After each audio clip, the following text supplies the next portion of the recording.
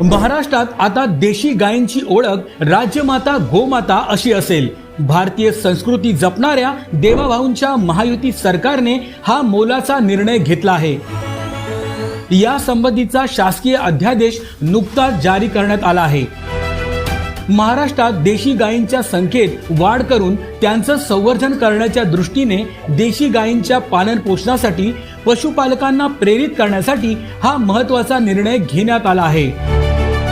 राज्यात देशी गायींच्या संवर्धनासाठी प्रति गाय प्रतिदिन 50 रुपये अनुदान देण्यात येईल।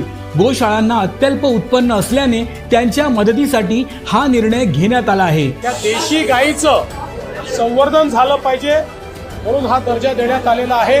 आणि एवढंच नाही तर ज्या ठिकाणी पांजरपोळा